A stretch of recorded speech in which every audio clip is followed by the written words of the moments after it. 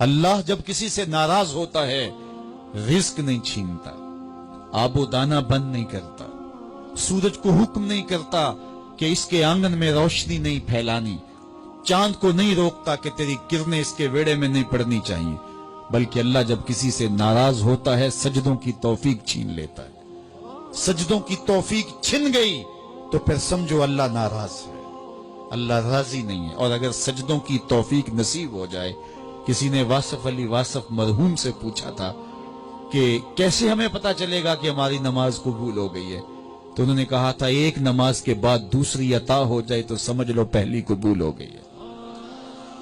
تو نمازوں کا نصیب ہونا یہ اللہ کی رضا اور اللہ کی خوشنودی کی دلیل ہے، اور سجدوں کی توفیق کا چھن جانا یہ اللہ کی ناراضگی کی دلیل ہے۔ میں اور آپ دیکھیں کہ ہم کہاں کھڑے۔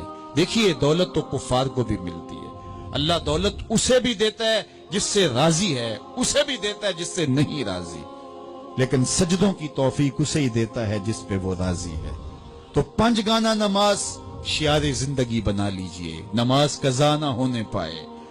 قیامت کے دن بے نمازی اس صف میں کھڑا ہوگا جس صف میں نمرود کھڑا ہوگا، جس صف میں حامان کھڑا ہوگا، قارون کھڑا ہوگا، شداد کھڑا ہوگا۔ مجھے بتائیے ہم میں سے کوئی یہ گوارہ کرتا ہے ہم اس صف میں کھڑے کر دیے جائیں جہاں دشمنان خدا کھڑے ہوں؟ آج کوئی نماز پڑھے یا نہ پڑھے، حشر کے دن حکم ہوگا کہ اللہ کے حضور سجدہ کرو۔ ہر کوئی سجدہ کرنا چاہے گا، جو نہیں پڑھتا وہ بھی کرنا چاہے گا، لیکن بے نمازی کی کمر اکڑ جائے گی، وہ آرزو رکھنے کے باوجود سجدہ نہیں کر پائے گا۔ قرآن بتاتا ہے کچھ لوگ جہنم کو دھکیلے جا رہے ہوں گے، انہیں کچھ لوگ پوچھیں گے ما سلککم فی سقر، تم جہنم کو کیوں جا رہے ہو، کیا ہوا تمہیں؟ تو وہ جواب میں کیا کہیں گے؟ لم نک من المصلین، ہم نماز نہیں پڑھا کرتے تھے۔ سب سے پہلا حساب قیامت کے دن جو بندے سے لیا جائے گا وہ نماز کا لیا جائے گا۔ پہلا سوال بندے سے یہ ہوگا۔ یا چڑیاں بھی رب کی تسبیح بولیں اور اشرف المخلوقات سویا رہے؟ جب صبح کا وقت ہوتا ہے حشرات الارض بھی بلوں سے نکل کے رب کی تقدیس کے ترانے پڑھ رہے ہوتے ہیں۔ درختوں کی شاخوں پہ چڑیاں، پرندے، وہ بھی اللہ کی تقدیس کے ترانے پڑھ رہے ہوتے ہیں۔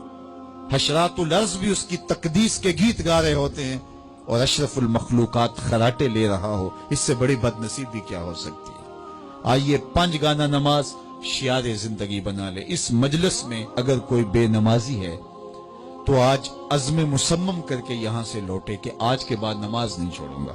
اور اگر آپ 5 گانا نماز کی عادت رکھتے ہیں تو آپ کو مبارک ہو، لیکن یہ عزم کر کے جائیے اپنے گھروں میں، اپنے اعزاء و اقرباء اور اپنے دوستوں میں اس زور سے تلقین اور تاکید کریں گے نماز کی کہ وہ پکے نمازی بن جائیں گے۔ بندہ بندگی سے سجتا ہے، زندگی آمد برائے بندگی، زندگی بے بندگی شرمندگی۔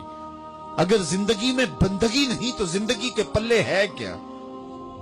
علماء نے لکھا ہے کہ یہ سارے درخت حالت قیام میں ہیں، چوپائے حالت رکوع میں ہیں، مینڈک تشہد میں ہیں، اور حشرات الارض سجدے میں ہیں، اور انسان اشرف المخلوقات ہے۔ اس کی عبادت میں درختوں کا قیام بھی رکھا گیا، اور رکوع بھی رکھے گئے، اور سجدے بھی رکھے گئے، اور قعدے بھی رکھے گئے، اس لیے تاکہ اس کی عبادت تمام مخلوقات کی عبادات کی جامع بن جائے۔ لیکن اس کے باوجود اللہ کے حضور سجدہ ریز ہونا پسند نہ کرے تو بتائیے کیسے رحمتیں اس کے اوپر اتریں گی؟ خوش نصیب تو وہ ہیں جو 5 گانا نماز ادا کرنے کے بعد تہجد بھی قضا نہیں ہونے دیتے، سجدوں سے اللہ کے حضور حاضری پیش کرتے ہیں۔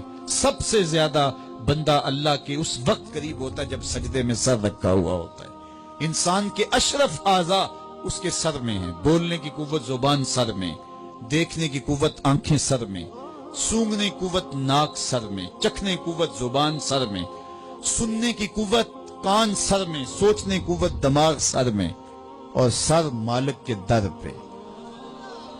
ناک بھی رگڑ رہا ہے، پیشانی بھی رگڑ رہا ہے، اور زبان سے کیا کہہ رہا ہے؟ سبحان ربی الاعلی، مالک مجھ سے نیچے کوئی نہیں، تیرے سے بالا کوئی نہیں۔ انسان کو بندگی کا ذوق جب نصیب ہو جاتا ہے، جب اس کے حضور بندہ جھکنے لگ جاتا ہے تو پھر وہ کسی کے آگے نہیں جھکتا۔ وہ ایک سجدہ جسے تو گراں سمجھتا ہے 1000 سجدے سے آدمی کو دیتا ہے نجات۔